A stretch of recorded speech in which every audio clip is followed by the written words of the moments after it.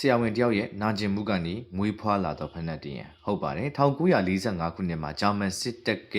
ဆရာဝန်တူဖြစ်တဲ့ဒေါက်တာကလပ်မာတင်ဟာ F တောင်တန်းမှာစကိတ်စီးရင်းနဲ့ရှစ်ချင်းဝတ်ပြင်းထန်စွာဒဏ်ရာရရှိခဲ့ပါတယ်အဲ့အချိန်မှာသူကစစ်ဖနက်တီကိုစီးရတဲ့အတွက်အယမ်းမာကြောပြီးနာကျင်မှုတံကိုသူနေတိုင်းခံစားခဲ့ရတယ်သူ့ရဲ့နာကျင်မှုတွေကိုတတ်တာစေဖို့အတွက်သူဟာကားတိုင်ယာအဟောင်းနီကနေရတဲ့လီအိတ်ပါတဲ့ဖနက်အဲကူရှင်နဲ့ဆိုးကိုကိုယ်တိုင်ဒီဇိုင်းဆွဲပြီးတော့ဖန်တီးခဲ့ပါတယ်အခုခေတ်မှာတော့လူသိများလာတဲ့ဘောက်စင်ဆိုးတွေရဲ့အစပဲဖြစ်ပါတယ်ခင်ဗျာ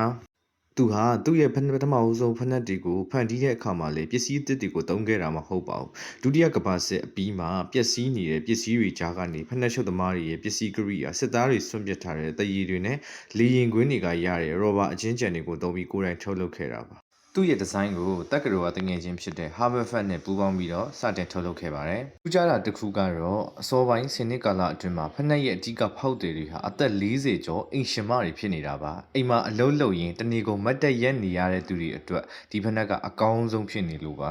။1960နောက်ပိုင်းမှာပြီးတိန်ကုမ္ပဏီဖြစ်တဲ့ Grace Group ကနေပြီးတော့ဒေါက်တာမာတင်ဆိုတဲ့အမည်နဲ့တကဘာလုံးကိုစတင်ပြီးတော့ဖြန့်ချီခဲ့တာဖြစ်ပါတယ်ခင်ဗျာ။တဟူးအဖွဲ့ကပီတီတောင်ရှန်လိုမျိုး rock ကျယ်ဝင်းတွေကစင်ပေါ်မှာစီးလာကနေမှလူငယ်ကျူကြားမှာတော်လန်ရေးနဲ့လွတ်လပ်ခြင်းရဲ့ပြရုပ်ဖက်နှက်အနေနဲ့နာမည်ကြီးလာတာဖြစ်ပါတယ်ခင်ဗျာဒေါက်တာမာတင်လို့ပြောလိုက်ရင်အားလုံးပြင်းမြင်ကြတဲ့အပေါက်ချစ်ပေါက်ပါတဲ့ဘုဖက်နှက်ကို1460လို့ခေါ်ပါတယ်ခင်ဗျာဒီနာမည်ကတော့သူစထုတ်လိုက်ခဲ့တဲ့ခုနှစ်လရက်ကိုအတည်ပြုပြီးတော့1460လို့ဖြစ်ပါတယ်ခင်ဗျာ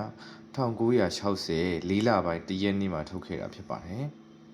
ဒေါက်တာမာတင်ဖက်နှက်တည်းရဲ့ထူးခြားချက်ကတော့ဖက်နှက်ပတ်လည်မှာအဝါရောင်အချီရီနဲ့ရှုပ်လုပ်ထားတာပဲဖြစ်ပါတယ်ခင်ဗျာ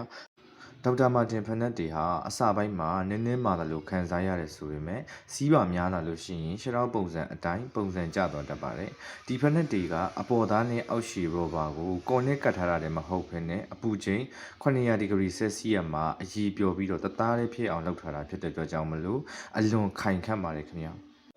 ဒေါက်တာမာတင်ဆိုတာကဘာကျော် roster အဆိုတော့ Atari ရဲ့ faction iconic classic ဘုတစ်မျိုးပဲဖြစ်ပါတယ်ဒေါက်တာမာတင်ဆိုလို့ရှိရင်ယခုချိန်မှာမတိသူမရှိတော့အောင်နာမည်ကြီးနေတဲ့ဖက်နှက်ပဲဖြစ်ပါတယ်ခင်ဗျာ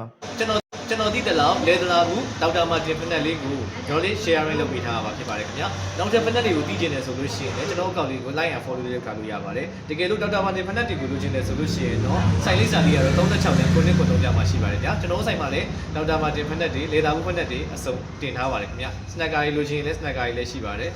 တကယ်လို့အမားစုံတရားပါခဲ့ရင်လည်းခွင့်လွှတ်ပေးဖို့တောင်းမှချင်ပါတယ်ခင်ဗျာအားလုံးကျေးဇူးတင်ပါတယ်